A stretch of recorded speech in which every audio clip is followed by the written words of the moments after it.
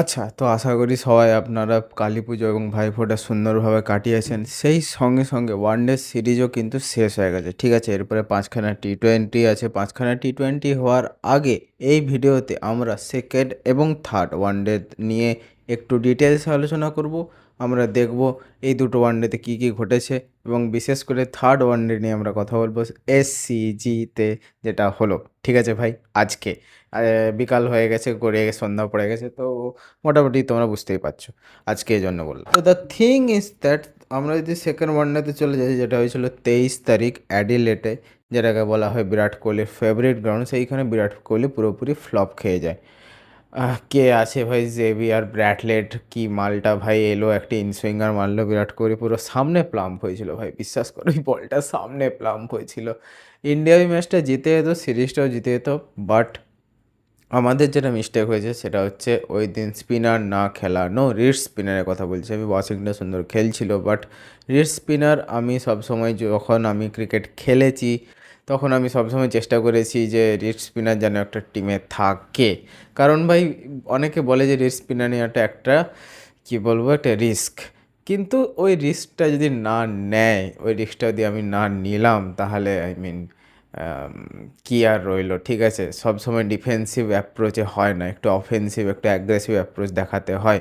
আর সেটা আমি সবসময় বলি যে রিস্ট স্পিনার যখনই রিদম ধরে নেয়, you are finished. If you can hit it 4 or 6 within 2 balls or 3 balls, then maybe yes, you can dominate a wrist spinner, but otherwise you can't my friend. আর ইন্ডিয়াতে তো ভুলেই যা ভাই, একটা ঠিকঠাক রিস্ট স্পিনার যে বল ঘোরাতে পারে, যে গুগলি আর ডাইরেক্ট স্পিন, অ্যাটলিস্ট এই দুটো ভেরিয়েশন মানে মোটামুটি একই রকম বোলিং অ্যাকশন দিয়ে করতে পারে, তাকে মানে ডিসিভ করা খুব চাপ আছে। ঠিক আছে, অ্যাডাম জাম্পা এই জন্য বললাম 4টে উইকেট নিয়েছে সেকেন্ড ওয়ানডেতে। আমরা সেকেন্ড ওয়ানডেটা জিততে যেতে পারতাম। 264 রানে আমরা টার্গেট দিয়েছিলাম অস্ট্রেলিয়াকে, যে এইখানে ভাই লাস্টে এসে হর্ষিত রানার আর আমাদের অর্শদীপ সিং একটু ব্যাটিং করে, তাই জন্য ওটা 264 অবধি গেছে। আমাদের শ্রেয়াস আইয়ার ঠিকঠাক রান করে, শ্রেয়াস আইয়ার চ্যাম্পার কাছে বোল্ড হয়ে যায়। শ্রেয়াস আইয়ারের ওই ইনিংসটা দেখে মনে হচ্ছিল যে হয়তো মেবি সেঞ্চুরি হতে পারে, বাট ঠিক আছে, কই না। এবার যদি ইন্ডিয়ার বোলিং বলি, ওই ম্যাচটায় খাজা হয়েছে, সত্যি বলছি ভাই। ওই ম্যাচটাতে মানে পেসার দিয়ে খুব একটা অ্যাডিলেডের সুবিধা হয় না, ইভেন টেস্ট ম্যাচেও হয় না। ঠিক আছে, রবিচন্দ্রন অশ্বিন, হরভজন সিং সবাই অ্যাডিলেডে প্রচুর উইকেট পেয়েছে এবং অ্যাডিলেডে বল গ্রিপ হয়। এইটার জন্যই অ্যাডিলেডে লোকজন স্পিনার নিয়ে যায়, ফিঙ্গার স্পিনারও নিয়ে যায়, রিস্ট স্পিনারও নিয়ে যায়। ঠিক আছে, আহ, কি আর করা যাবে, কিছু করার নেই। সেকেন্ড ওয়ানডে আমরা হেরেছি এবং ওখানেই আমরা সিরিজটা হেরে ফেলেছি। কিন্তু হ্যাঁ, একটা প্লেয়ারের কথা অবশ্যই বলতে হয়, কুপার কনলি। এই মালটা ভাই লেফটি, ক্লাসিক, সব রকম শটস আছে, লেগ সাইডও স্ট্রং, অফ সাইডও স্ট্রং। ঠিক আছে, টি-টোয়েন্টি, ওয়ানডে দুটো হোয়াইট বল ক্রিকেটের ফরম্যাটেই কিন্তু জবরদস্ত ব্যাটসম্যান। টেস্ট ম্যাচে বলতে পারছি না, ডিফেন্স কিন্তু ঠিকঠাক যদি, হ্যাঁ, তার ট্যালেন্টকে ওয়েস্ট না করে আই থিঙ্ক এই প্লেয়ারটা ইন ফিউচার 3 বছর, 4 বছর, 5 বছরের মধ্যে আমরা অস্ট্রেলিয়ার 3টে ফরম্যাটের টিমে দেখতে পারি। আমার তো খুব ভালো লেগেছে ভাই কুপার কর্নালিকে।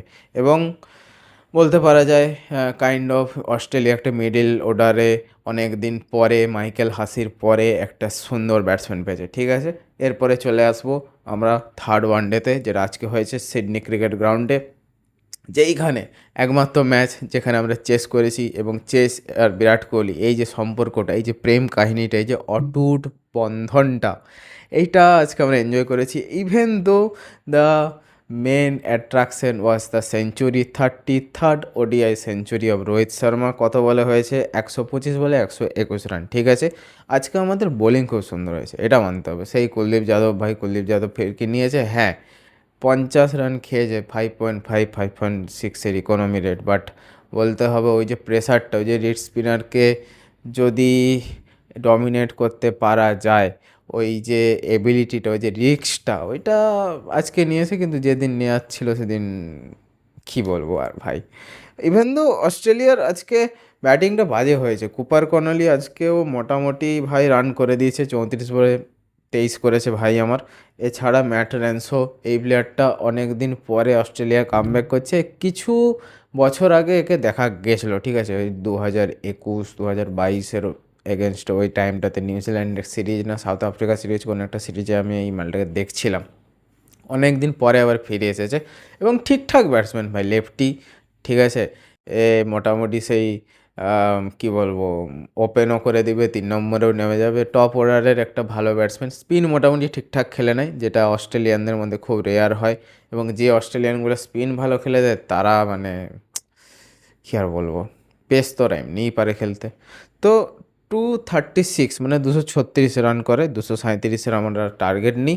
দুজনেই খেল খতম করেছে। বিরাট কোহলি করেছে আজকে ভাই 81 বলে 74 নট আউট, এবং রোহিত শর্মা 125 বলে 121 নট আউট, ঠিক আছে। যাই হোক, সিরিজটা আমরা হেরে গেছি। অলদো যেইটার আশঙ্কা আমরা সকল ক্রিকেট ফ্যানরা করছিলাম যে বিরাট কোহলি রোহিত শর্মাকে 2027 ওয়ার্ল্ড কাপ অবধি থাকবে, ইয়েস, সেটা গৌতম গম্ভীরও মোটামুটি পাবলিকের সামনে বলে দিয়েছে, সেই এয়ারপোর্টেও আমরা শুনতে পেয়েছি, এবং প্রেস কনফারেন্সও মোটামুটি আমরা বুঝতে পেরে গেছি 2027 ওয়ার্ল্ড কাপ অবধি বিরাট কোহলি রোহিত শর্মা থাকবে। এবং আশা করা যায় যে 2007 যেরকম আমরা প্রথম একটা লেগেসি শুরু করেছিলাম, একটা নতুন টিমের লেগেসি শুরু করেছিলাম, সেটা 2027 কোথাও না কোথাও গিয়ে শেষ হয়ে যাবে। কি বলতে চাইছি কমেন্ট করে যাও।